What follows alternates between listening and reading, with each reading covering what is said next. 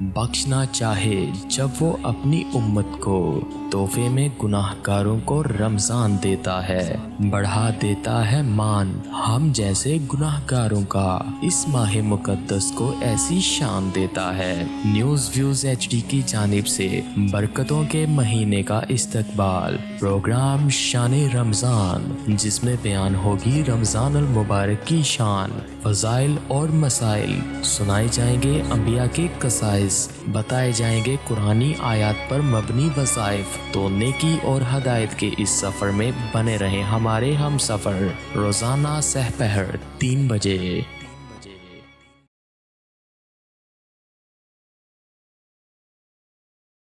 بسم اللہ الرحمن الرحیم، الحمدللہ رب العالمین، والصلاة والسلام علی سید الانبیاء والمرسلین، اما بعد فاعوذ باللہ من الشیطان الرجیم، بسم اللہ الرحمن الرحیم۔ ان اللہ وملائکتہ یصلون علی النبی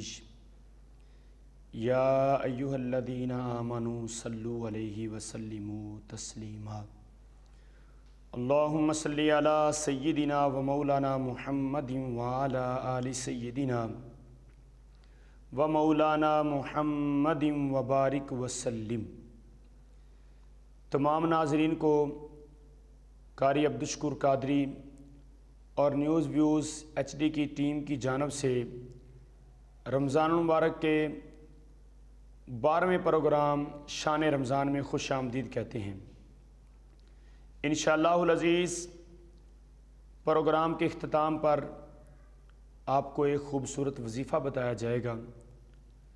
تو نیکی اور عبادات کے سفر میں ہمارے ہم سفر بننے کے لیے چینل کو لائک، سبسکرائب اور شیئر ضرور کریں، اور اپنی قیمتی آراء کمنٹس میں ضرور دیں۔ اللہ تعالیٰ کے فضل و کرم سے نبی کریم علیہ السلام کے نالین مقدسہ کے صدقہ سے الحمدللہ آج ہم 12 رمضان المبارک کے حوالے سے حاضر ہیں، اور انشاءاللہ العزیز اس کے اندر نبی کریم صلی اللہ علیہ وآلہ وسلم پر درود و سلام پڑھنے کی فضیلت کے حوالے سے کچھ گفتگو آپ کی سماعتوں کی نظر کروں گا۔ خالق کائنات سے دعا ہے کہ اللہ رب العزت مجھے حق بیان کرنے کی اور ہم سب کو سن سنا کر اس پر عمل پیرا ہونے کی توفیق عنایت فرمائے۔ خالق کائنات نے قرآن پاک کے 22ویں پارے کی سورہ احزاب کے اندر ارشاد فرمایا، ان اللہ وملائکتہ، انا حروف مشبہ و فعل ہے جس کے معنی ہے بے شک، یعنی کہ اس بات میں شک والی گنجائش ہی نہیں ہے۔ اللہ رب العزت کا ذاتی اسم ہے کہ بے شک اللہ واو عاطفہ ہے، اور اس کے سارے فرشتے وملائکتہ، سارے فرشتے یصلون علی النبی، یصلون کے اندر 2 زمانے استعمال کیے گئے ہیں، ایک پریزنٹ ہے ایک فیوچر ہے، یعنی کہ زمانہ حال بھی ہے اور مستقبل بھی ہے، جس کے اندر اللہ رب العزت ارشاد فرما رہا ہے بے شک اللہ اور اس کے سارے فرشتے درود بھیجتے ہیں، نبی صلی اللہ علیہ وسلم پر درود بھیجتے رہیں گے۔ اور فرمایا آگے، لوگوں کو مخاطب کر کے نہیں کہا، کسی خاص طبقے کو صرف مخصوص نہیں کیا، بلکہ اللہ رب العزت نے نبی کریم صلی اللہ علیہ وآلہ وسلم کے ایمان والے امتیوں کو مخاطب کیا، یا ایہا الذین آمنوا صلوا علیہ وسلموا تسلیما، یا ایہا الذین آمنوا، اے ایمان والو۔ اگر لفظ کے ساتھ ترجمہ کریں تو یا حروف ندا ہے، جس کے اندر ہے کسی کو پکارنا، تو اللہ رب العزت نبی کریم صلی اللہ علیہ وسلم کے امتیوں کو، غلامان مصطفیٰ کو پکار کر کہہ رہا ہے، یا ایھا الذین آمنوا، اے وہ لوگو جو ایمان لائے ہو، صلو، یہ فعل امر ہے جس کے اندر اللہ رب العزت حکم دے رہا ہے، सल्लू तुम दरूद भेजो, तुम दरूद पढ़ो, अलैहि नबी करीम सल्लल्लाहु अलैहि वसल्लम पर, अला में ना पर होता है और आगे जो हा है ये नबी करीम सल्लल्लाहु अलैहि वसल्लम की ज़ात अक़दस का इशारा कर रही है। फरमाया वसल्लिमू तस्लीमा, और खूब सलाम भेजा करो। अब अल्लाह रब्बुल इज़्ज़त नमाज का हुक्म देता है लेकिन नमाज पढ़ता नहीं है। अब ये हुक्म के अंदर आ गया, रोज़ा उसका हुक्म देता है लेकिन रोज़ा रखता नहीं है, हज है उसका हुक्म देता है लेकिन खुद नहीं करता, ज़कात है उसका हुक्म देता है खुद नहीं देता। लेकिन दो काम ऐसे हैं जो अल्लाह रब्बुल इज़्ज़त हुक्म भी देता है और अल्लाह की सुन्नत भी है, यानी कि अल्लाह ताला करता भी है। उनमें से एक काम ये दुरूद पाक है जो अल्लाह रब्बुल इज़्ज़त अपने महबूब सल्लल्लाहु अलैहि वसल्लम पर हर वक्त पढ़ता रहता है और उसके फरिश्ते भी पढ़ते हैं। यहाँ तक है कि फजर की जब अजान होती है मदीना शरीफ में रोज़ा रसूल सल्लल्लाहु अलैहि वसल्लम पर 70,000 फरिश्ते तशरीफ़ लाते हैं और असर की नमाज तक दुरूद पाक पढ़ते रहते हैं। और जब असर की नमाज का टाइम होता है वो 70,000 चला जाता है, नया 70,000 आ जाता है। हदीसों के अंदर मौजूद है कि जिसकी एक मर्तबा बारी आ गई क़यामत तक उसकी दोबारा बारी नहीं आएगी। क्यों नहीं आएगी? इसलिए कि जब वो दुरूद पाक पढ़ा जाता है अल्लाह ताला उससे नूर की बरसात करता है, छींटे बरसते हैं, और वो जितने भी नूर के छींटे बरसते हैं अल्लाह ताला उनसे फरिश्ते पैदा करता है और फिर वो नए फरिश्ते जो पैदा होते हैं वो भी हुजूर अलैहिस्सलाम पर दुरूद पाक पढ़ते हैं। नबी करीम सल्लल्लाहु अलैहि वसल्लम के हदीस मुबारक है, मन सल्ला अलैहि मर्रतन फतहल्लाहु लहू बाबम मिनल आफिया, जो शख्स मुझ मोहम्मद अरबी सल्लल्लाहु अलैहि वसल्लम पर एक मर्तबा दुरूद पाक पढ़ता है अल्लाह ताला उसके लिए आफियत का दरवाज़ा खोल देता है। और यहाँ तक नबी करीम सल्लल्लाहु अलैहि वसल्लम ने इरशाद फरमाया कि जब जुमेरात की असर की नमाज का टाइम होता है, असर आती है, उस वक़्त से लेकर जुमे की असर तक मैं मोहम्मद अरबी सल्लल्लाहु अलैहि वसल्लम अपने ग़ुलामों का खुद दुरूद सलाम समात करता हूँ। आगे पीछे फरिश्ते की ड्यूटी है, वो लाकर पेश कर देता है। इसी तरह तिरमिज़ी शरीफ के हदीस मुबारक है, हज़रत अबू हुरैरा रज़ी अल्लाह तआला अन्हु रावी हैं, आप फरमाते हैं नबी करीम सल्लल्लाहु अलैहि वसल्लम ने इरशाद फरमाया, जो मुझ पर एक मरतबा दुरूद पाक पढ़ता है अल्लाह ताला उसके 10 गुनाह माफ़ फरमाता है, उसके 10 दर्जे बुलंद करता है और उसकी ख़ताएँ माफ़ करता है। दुरूद पाक की इस कदर फजीलत है कि दलाइलुल खैरात शरीफ जिसके अंदर नबी करीम सल्लल्लाहु अलैहि वसल्लम पर ये पूरी की पूरी किताब दुरूद पाक पे लिखी गई है, जिसके अंदर आका अलैहिस्सलातु वस्सलाम का एक फरमान है। हुजूर अलैहिस्सलातु वस्सलाम ने इरशाद फरमाया, मेरा उम्मती जब मुझ मोहम्मद अरबी सल्लल्लाहु अलैहि वसल्लम पर एक मरतबा मोहब्बत के साथ दुरूद पाक पढ़ता है, उसके पढ़े गए दुरूद पाक में से अल्लाह रब्बुल इज़्ज़त अजीबो खिलकत परिंदा पैदा फरमाता है। उस परिंदे की अजीबो खिलकत ये है कि उसके 70,000 धड़ हैं, हर धड़ में 70,000 सर हैं, हर सर में 70,000 मुंह हैं, हर मुंह के अंदर 70,000 ज़ुबानें हैं और उसके 70,000 बाजू हैं। नबी करीम सल्लल्लाहु अलैहि वसल्लम ने फरमाया, जो मुझ मोहम्मद अरबी सल्लल्लाहु अलैहि वसल्लम पर एक मरतबा मोहब्बत के साथ दुरूद पाक पढ़ता है, अल्लाह ताला का जो परिंदा पैदा किया हुआ है वो परिंदा अपनी हर ज़ुबान के साथ, जिसकी 70,000 ज़ुबानें हैं, हर ज़ुबान के साथ 70,000 मरतबा मेरे उम्मती की बख्शिश की दुआ करता है। ईमान वालों देखो, आज हमें हुजूर अलैहिस्सलातु वस्सलाम से ताल्लुक़ जोड़ना है तो दुरूद पाक की हमें कसरत करनी पड़ेगी। अल्लामा इकबाल रहमतुल्लाह अलैह से किसी ने सवाल किया, इकबाल यार तू शेर बड़े खूबसूरत लिखता है और तेरे शेरों में इतनी मिठास आ जाती है, जब तू शेर लिखता है उनके अंदर इतनी मिठास क्यों आ जाती है, इसकी रीज़न क्या है, इसकी वजह क्या है? इकबाल ने कहा, चाशनी ऐसे नहीं आती,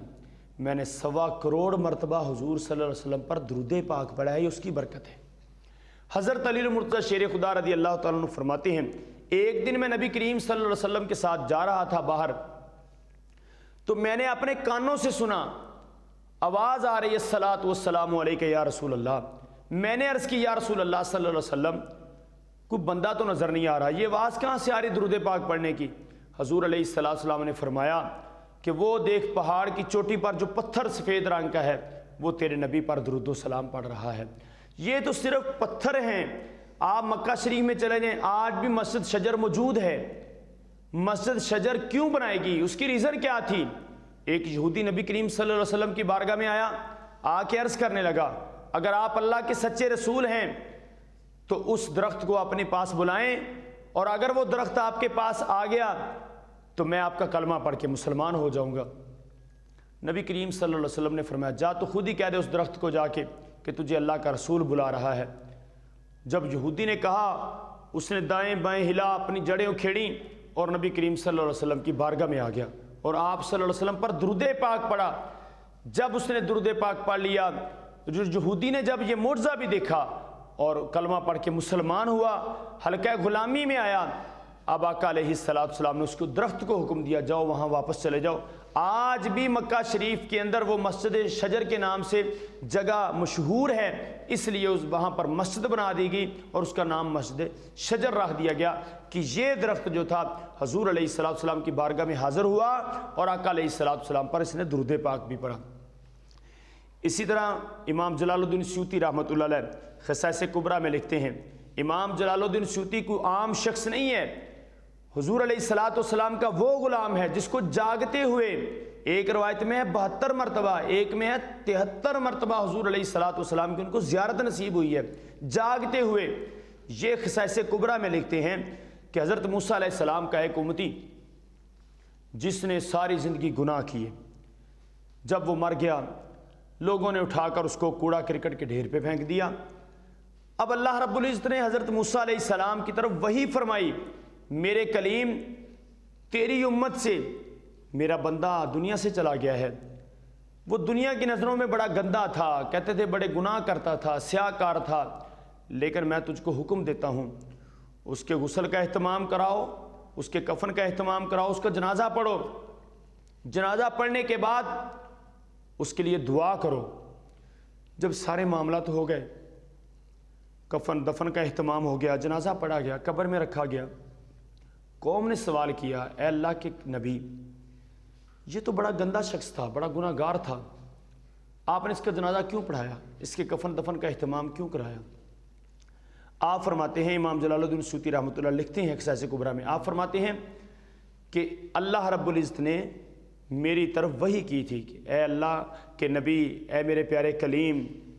آپ اس کے کفن دفن کا اہتمام کیجئے, آپ اس کے جنازہ پڑھائیے, اس کے لیے دعا کیجئے. اب موسیٰ علیہ السلام نے اللہ کی بارگاہ میں پھر عرض کیا, مالک مجھے سمجھ نہیں آ رہی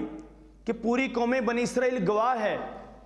کہ اس شخص نے زندگی بھر کوئی اچھا کام کیا ہی نہیں, لیکن تو نے کہا اب اس کو اٹھاؤ وہاں سے, اس کے کفن دفن کا اہتمام کرو, جنازہ پڑھو, دعا کرو, قبر میں رکھو, سارا کچھ ہو گیا, لیکن ذرا اس بات سے, اس راہ سے پردہ تو ہٹا دیجئے. میرے رب نے فرمایا, کلیم میں نے جو تیرے اوپر تورات نازل کی ہے نا, جب یہ شخص تورات کی تلاوت کے لیے اس کو کھولتا تھا, اس کے پہلے صفحے پر میرے محبوب صلی اللہ علیہ وسلم کا نام محمد لکھا ہوا تھا نظر آتا تھا. یہ کیا کرتا تھا, اس کے اوپر اپنے ہاتھ پھیر کر ان ہاتھوں کو چومتا تھا اور میرے محبوب پر درود پاک پڑھتا تھا. بس مجھے اس کی یہ ادا پسند آئی ہے کہ کتنی محبت سے میرے محبوب کے ساتھ محبت کرتا ہے, کس قدر محبت کے ساتھ درود پاک پڑھتا ہے, تو میں رب العالمین نے اس لیے اس کی بخشش فرما دی ہے. یار سوچنے کی بات ہے, ایک بنی اسرائیل کا شخص ہے, میرے آقا کا امتی بھی نہیں ہے, اور قوم کی نظروں میں گناہ گار ہے, سیاہ کار ہے, لیکن اس کی بھی اللہ تعالیٰ نے بخشش کی. تو حضور علیہ السلام پر درود پاک پڑھنے کی برکت سے ہم تو پھر آقا علیہ السلام کے امتی ہیں. آج ہمیں بھی ناطہ جوڑنا ہے حضور علیہ السلام سے, ہم بھی کثرت کے ساتھ درود پاک پڑھا کریں تاکہ ہر روز ہمارا بھی نام گنبد خضرا میں پیش ہو. میری محبت میرا وجدان کہتا ہے کہ دیکھ لیجئے, جب ہم دنیا میں رہتے ہیں اپنے رشتہ داروں کے لیے, اپنی اولاد کے لیے, اپنے گھر والوں کے لیے کہاں کہاں جا کے محنتیں کرتے ہیں, لیکن جب ہم دنیا سے جا رہے ہوتے ہیں یہی اولاد ہماری چارپائی بھی چھین لیتے ہیں. کہتے ہیں مسجد سے چارپائی لے آؤ, اور لباس جو ہے اس کو کینچی کے ساتھ کاٹا جا رہا ہے, غسل دینے کے لیے کوئی نہیں آ رہا, کفن پہنانے کے لیے کوئی اپنا نہیں آ رہا, جنازہ بھی پڑھانا ہے تو کسی مسجد کے امام کو لے آؤ, اور قبر کے اندر جب لٹاتے ہیں سب چھوڑ جاتے ہیں, بھائی بہن رشتہ دار کوئی ساتھ نہیں جاتا. لیکن نبی کریم صلی اللہ علیہ وسلم قبر کے اندر بھی تشریف لائیں گے، اور حضور علیہ الصلوۃ والسلام سے پہلے جو سوال ہوں گے، مَن ربک کا، تیرا رب کون ہے، ما دینوں کا، تیرا دین کیا ہے، جب گنبد خضرا کے والی نبی کریم صلی اللہ علیہ وسلم کی ذات اقدس کا چہرہ دکھایا جائے گا، حضور علیہ الصلوۃ والسلام کے بارے میں سوال کریں گے فرشتے، ما کنت تقول فی ھذا الرجل محمد، اگر پہلے دو سوالوں پہ بات ختم ہونی ہوتی، رب کعبہ کی قسم کبھی بھی فرشتے یہ تیسرا سوال نہ پوچھتے، اور تیسرا سوال یہ عقیدے کا سوال ہے، اس وقت یہ کہیں گے تجھے کسی مسجد کا خطیب بنایا، بتا تو نے میرے محبوب کی شان کیسے بیان کی، تجھے امام بنایا، بتا تو نے میرے محبوب پر درود و سلام کتنا پڑھا، کس قدر حضور کی تعریفیں کرتا رہا۔ آج دنیا دار چھوڑ کے جا رہے ہیں قبر کے اندر، اور بھائی بھی چھوڑ کے جا رہے ہیں، رشتہ دار بھی چھوڑ کے جا رہے ہیں، وہاں جو ہمارے کام آنا ہے کس نے آنا ہے، وہاں جو ہمارے قبر کے اندر برکتیں لا رہے ہیں، وہاں جو رحمتیں لا رہے ہیں، وہ آمنہ کے لال، حسنین کے نانا، زہرا کے بابا تشریف لا رہے ہیں، جن کے بارے میں فرشتے کہیں گے ما کنت تقول فی ھذا الرجل محمد، بندے بتا یہ جو محمد عربی صلی اللہ علیہ وسلم کی ہستی تیرے سامنے ہے، ان کے بارے میں تیرا عقیدہ کیا تھا دنیا کے اندر۔ اگر ہم ہر روز گنبد خضرا تک درود و سلام پہنچانے والے بن جائیں گے، حضور علیہ الصلوۃ والسلام کی بارگاہ اقدس میں کثرت سے درود پاک پڑھتے چلے جائیں گے، میری محبت، میرا وجدان، میرا عشق کہتا ہے، قبر میں جب فرشتے کہیں گے بندے بتا یہ کون ہے، اس وقت آقا ضرور کہیں گے فرشتوں اس سے نہ پوچھو میں کون ہوں، میرا غلام لیٹا ہوا ہے، مجھ سے پوچھو میں بتاتا ہوں، یہ میرا غلام ہے، یہ میرا امتی ہے، یہ مجھ محمد عربی صلی اللہ علیہ وسلم پر کثرت سے درود پاک پڑھتا تھا۔ بخاری شریف کے حدیث مبارکہ ہے، قیامت کا دن ہوگا، نبی کریم صلی اللہ علیہ وسلم کے ایک امتی کو فرشتے گھسیٹ کر جہنم کی طرف لے جا رہے ہوں گے، اچانک حضرت آدم علیہ السلام کی نظر پڑے گی، حضرت آدم علیہ السلام اس امتی کو جب فرشتے گھسیٹ کر لے جا رہے دیکھیں گے، فوراً نبی کریم صلی اللہ علیہ وسلم کو آواز دیں گے، یا محمد، اے محمد صلی اللہ علیہ وسلم، دیکھیے آپ کے غلام کو فرشتے گھسیٹ کر جہنم کی طرف لے جا رہے ہیں۔ میرے آقا صلی اللہ علیہ وسلم دوڑتے ہوئے آئیں گے، کہیں گے فرشتوں ٹھہر جاؤ، کدھر لے کے جا رہے ہو؟ فرشتے کہیں گے یا رسول اللہ صلی اللہ علیہ وسلم، یہ بڑا گناہ گار شخص تھا، اس کے گناہ بہت زیادہ ہیں، نیکیاں کم ہیں، اس لیے اس کو جہنم کی طرف لے جا رہے ہیں۔ میرے آقا صلی اللہ علیہ وسلم اس وقت اللہ کی بارگاہ میں عرض کریں گے، مالک تو نے مجھ سے وعدہ کیا تھا کہ میں تجھے امت کے بارے میں شرمسار نہیں کروں گا،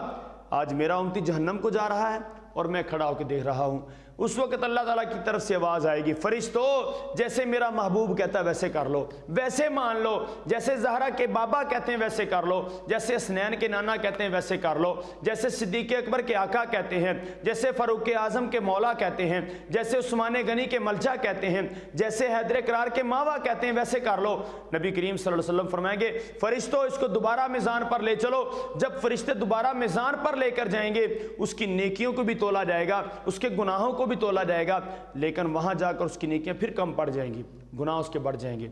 حضور علیہ السلام فرمائیں گے پھر تولو، جب پھر تولیں گے میرے آقا صلی اللہ علیہ وسلم اپنی پاکٹ سے، اپنی جیب سے ایک کاغذ نما ٹکڑا نکالیں گے اور نیکیوں والے پلڑے میں رکھ دیں گے، اور وہ پلڑا اتنا بھاری ہو جائے گا کہ گناہ جو ہیں کم پڑ جائیں گے، نیکیاں بڑھ جائیں گی۔ اس وقت اللہ تعالیٰ فرمائے گا فرشتوں میرے محبوب کے غلام کو اب جہنم میں نہیں لے کے جانا بلکہ جنت میں لے جاؤ۔ جب وہ جنت میں لے جانے لگیں گے، حضور علیہ السلام کا امتی عرض کرے گا فرشتوں ٹھہر جاؤ، جس نے آج نجات دلائی ہے، جو آج وسیلہ یہ کام آیا ہے، اس حسین و جمیل چہرے والے سے پوچھ تو لینے دو یہ ہیں کون، کہ انہوں نے اتنا کرم کر دیا کہ ایک کاغذ نما ٹکڑا رکھا ہے اور میری بات بن گئی ہے، میں جنتی ہو گیا ہوں۔ اس وقت حضور علیہ السلام فرمائیں گے اور میرے امتی تو نہیں پہچانتا، میں پہچانتا ہوں۔ کیوں؟ یہ ٹکڑا جو میں نے رکھا ہے یہ کوئی کاغذ کا ٹکڑا نہیں تھا، یہ کوئی عام ٹکڑا نہیں تھا، یہ وہ درود پاک ہے جو دنیا میں رہ کر تم مجھ محمد عربی صلی اللہ علیہ وسلم پر پڑھا کرتا تھا، یہ وہ درود پاک ہے، اس کی برکت ہے، وہ آج میں نے رکھا ہے، اس لیے اللہ تعالیٰ نے تیری نیکیوں کو بڑھا دیا ہے۔ ایمان والو، آج بھی اس بات کی ضرورت ہے کثرت کے ساتھ درود پاک پڑھا کریں۔ آج ہماری اولادیں کیوں نافرمان ہو رہی ہیں؟ ہم نے اس طرف سے ان کو تبلیغ ہی نہیں کرتے، ہم ان کو اس طرح کی باتیں بتاتے ہی نہیں ہیں۔ کوشش کیا کریں ہم اپنی اولاد کو کثرت سے درود پاک پڑھیں۔ پڑھانے کی توفیق ان کو اللہ تعالیٰ عنایت کرے۔ جب وہ پڑھیں گے ان کی زبانوں میں مٹھاس آئے گی اور وہ ہمارے فرما بردار بنیں گے، ان کو پتہ ہوگا کہ ہمارے آقا صلی اللہ علیہ وسلم کی شان کیا ہے، درود پاک پڑھنے کی برکت کیا ہے۔ تو یہ درود پاک جب بھی ہم پڑھتے ہیں اللہ رب العزت کے فرشتے جو ہیں حضور کی بارگاہ میں گنبد خضرا میں پہنچاتے ہیں۔ اور الحمدللہ آج کا ہمارا پروگرام جو ہے اختتام ہوتا ہے، اور اختتام پر آپ کو ایک خوبصورت وظیفہ بتایا جاتا ہے۔ آج میں آپ کو یہی وظیفہ بتاتا ہوں کہ کثرت کے ساتھ حضور علیہ السلام پر درود پاک پڑھا کریں۔ انشاءاللہ العزیز اس درود پاک کی برکت سے دیکھنا کس قدر برکتیں آتی ہیں۔ اور یہاں تک نبی کریم صلی اللہ علیہ وسلم نے فرمایا کسی آدمی کو رزق کے اندر کمی ہے تو وہ جب اپنے گھر میں داخل ہوا کرے دروازے میں سب سے پہلے گھر والوں کو سلام کہا کرے، اگر گھر والے موجود نہیں ہیں تو میری ذات پر سلام پڑھا کرے، اور اس کے بعد سورۃ اخلاص 3 بار پڑھ لیا کرے۔ اس کے گھر میں کبھی فاقہ نہیں آئے گا، اتنی برکت ہو جائے گی، اتنا رزق آ جائے گا۔ اللہ رب العزت ہماری گفتگو کو اپنی بارگاہ میں قبول فرمائے۔ تو نیکی اور عبادت کے سفر میں ہمارے ہم سفر بننے کے لیے چینل کو لائک، سبسکرائب اور شیئر ضرور کریں، اور کمنٹس میں اپنی قیمتی آراء ضرور دیں۔ انشاءاللہ العزیز کل 13 رمضان المبارک کے حوالے سے آپ کے سامنے حاضر ہوں گے۔ وآخر دعوانا ان الحمدللہ رب العالمین۔